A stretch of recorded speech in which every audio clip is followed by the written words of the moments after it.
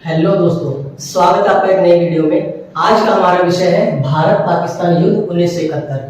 यह युद्ध भारत के वीर जवानों की शौर्य गाथा को प्रकट करता है। तो हम साथ मिलकर देखते हैं कि भारत के वीर जवान किस प्रकार इस युद्ध में जीत हासिल करते हैं और देश का नाम रोशन करते हैं। तो चलिए शुरू करते हैं। भारत और पाकिस्तान के विभाजन वाली वीडियो मैंने बताया था कि किस प्रकार पश्चिम पाकिस्तान पूर्वी पाकिस्तान बने। तो पश्चिम पाकिस्तान के लोग पूर्वी पाकिस्तान के लोगों पर आर्थिक, सामाजिक और सांस्कृतिक हर प्रकार से जुल्म किया करते थे। तो इस पर यहाँ पर एक पार्टी थी जिसका नाम था अवामी लीग पार्टी। इस पार्टी के मुख्य जो नेता थे उनका नाम था शेख मुजीबुर रहमान। अच्छा, पाकिस्तान में जब इलेक्शन हुए तो उस इलेक्शन में शेख मुजीबुर रहमान भारी वोटों से जीतते हैं। अच्छा, ये बात तो पश्चिम पाकिस्तान के लोगों को या सरकार को पसंद तो आएगी नहीं। तो उन्होंने क्या किया, ऑपरेशन सर्च लाइट शुरू किया और इस ऑपरेशन के तहत 26 मार्च 1971 को शेख मुजीबुर रहमान को गिरफ्तार कर लिया। अब यहां की जनता जो थी बिल्कुल भड़क चुकी थी कि पश्चिम पाकिस्तान हद पार हो चुकी थी, जुल्म की मानवता बिल्कुल खत्म हो चुकी थी यहाँ पर। अब यही एक ही धर्म के लोग, इस सेम धर्म के लोग, इतना जुल्म दुनिया में कभी पहले शायद हुआ ना हो।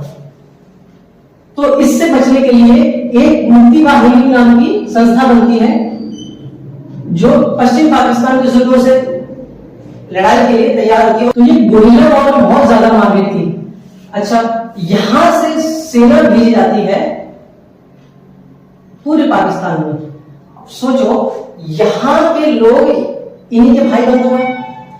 यहां के लोगों की हत्याएं करवाना, बलात्कार करवाना, महिलाओं का बिल्कुल ही चरम तक पहुंच चुका था। अच्छा, ये सब होते हुए भारत देख तो रहा था, लेकिन करेगा समझ से थोड़ा परे जा रहा था। लेकिन यहां पूरे पाकिस्तान के लोग लाखों की संख्या में भारत में शरण लेने लगे।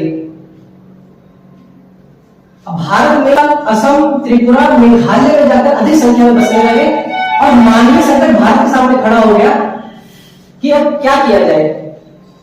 तो उस समय भारत की प्रधानमंत्री थी इंदिरा गांधी और सेना के अध्यक्ष थे field marshal Sam Manekshaw.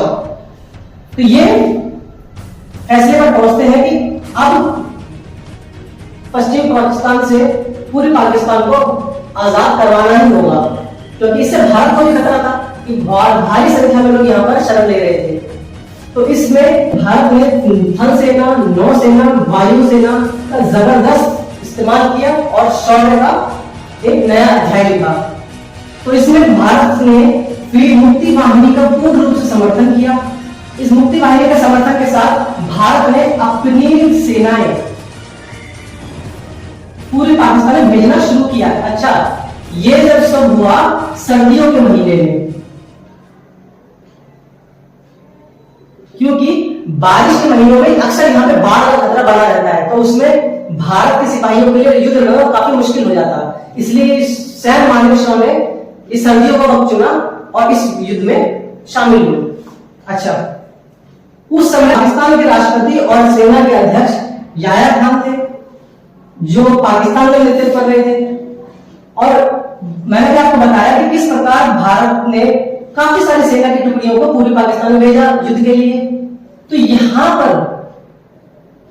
Border पर सेना की संख्या कम थी, तो यही मौके का फायदा उठाते हुए पाकिस्तान ने यहाँ पे अपनी सेना को भेजना शुरू किया। और ये जगह थी लोंगेवाला। आपने नाम पिक्चर देखी होगी, इसका नाम बॉर्डर है। तो लोंगेवाला में उस समय मेजर जनरल कुलदीप सिंह चांदपुरी के नेतृत्व में 120 जवान बहुत बहादुर से लड़े थे। उसमें बीएसएफ के एक जवान भैरव सिंह भी शामिल थे। इनकी कुल संख्या 120 थी। और पाकिस्तान की ओर से कितने आ रहे थे?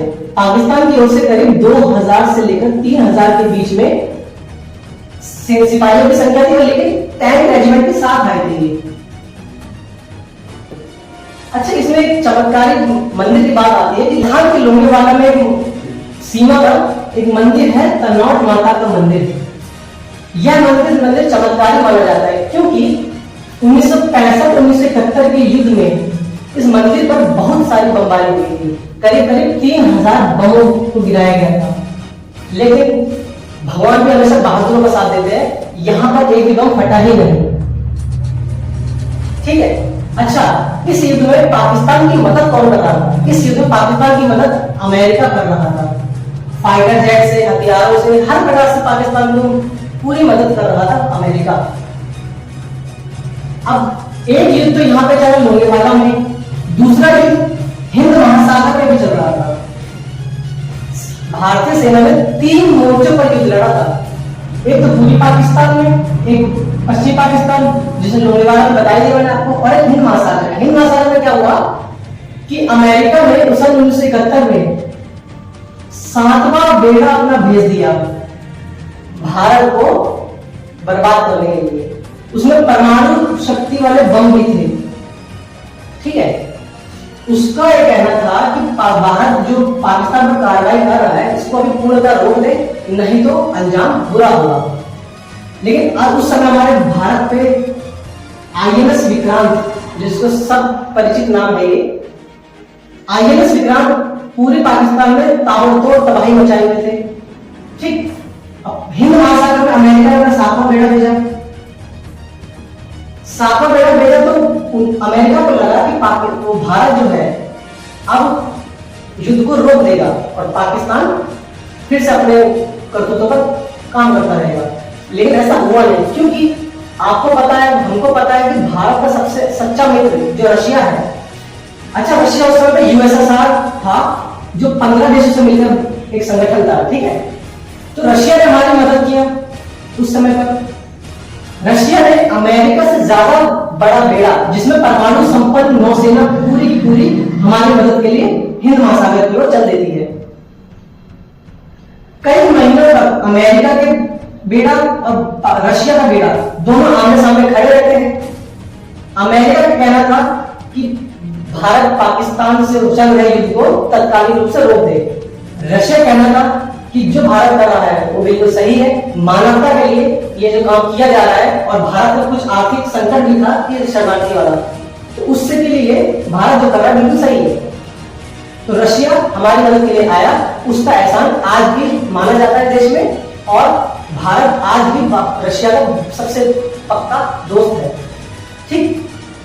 तो रशिया और अमेरिका दोनों ही आमने सामने खड़े हैं, और पीछे से आईएनएस विक्रांत, भारतीय सेना, भारतीय नौसेना, भारतीय वायुसेना, सब के सब पूरे पाकिस्तान में तबाही मचा देते हैं, ठीक। इसके बाद क्या होता है? अब दुनिया ने ये जो कारनामा देखा पाकिस्तान का, आज भी बड़े गर्व से याद किया जाता है कि भारत ने पाकिस्तान के 93,000 सैनिकों से आत्मसमर्पण करवा दिया।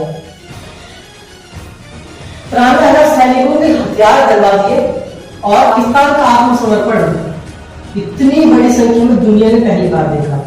अच्छा, इस हस्ताक्षर पर साइन करने के लिए पाकिस्तान की ओर से जनरल ए.के. नियाजी आए थे, और भारत की ओर से लेफ्टिनेंट जनरल जगजीत सिंह अरोड़ा थे। तो जो फोटो अभी आपको नजर आ रही है, ये फोटो दुनिया में बहुत प्रचलित होती है। अच्छा, एक चीज इसमें मैं और ऐड करना चाहूंगा कि हम हिंदुस्तान के 93,000 सैनिकों से आत्मसमर्पण तो करवा लिया, लेकिन भारत के जो 54 बहादुर जवान थे उनको वापस लाना बहुत मुश्किल रहा भारत के लिए। इनको तो खोजा भी नहीं गया ठीक से। आपको शायद पता ही होगा या पता नहीं पता, लेकिन भारत के बहादुर जवान भारत से तरफ से खोजा भी नहीं गया, वो सरकारी फाइलों में कहीं दब कर रह गए। लेकिन इससे एक बात पता चलती है कि भारत और पाकिस्तान की नीयत का फर्क है। क्या भारत ने पाकिस्तान के 93,000 सैनिकों का आत्मसमर्पण करवाया और उनको वापस इज्जत से भेज दिया, लेकिन पाकिस्तान ने भारत के 54 वीर जवानों को वापस नहीं भेजा, ठीक है।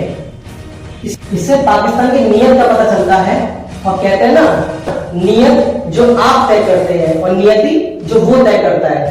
पाकिस्तान की नियत शुरू से ही खराब है। आप कोई देश हो चाहे कोई व्यक्ति, जिसकी नियत खराब होगी वो जीवन में कभी कामयाब हो ही नहीं सकता।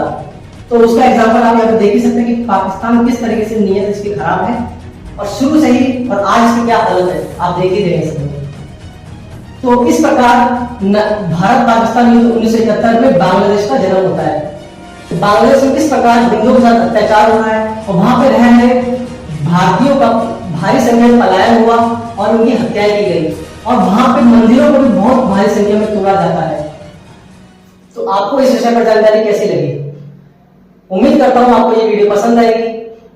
मिलते हैं एक नई वीडियो में, तब तक के लिए आप खुश रहिए, स्वस्थ रहिए और रोज कुछ नया सीखते रहिए। जय हिंद।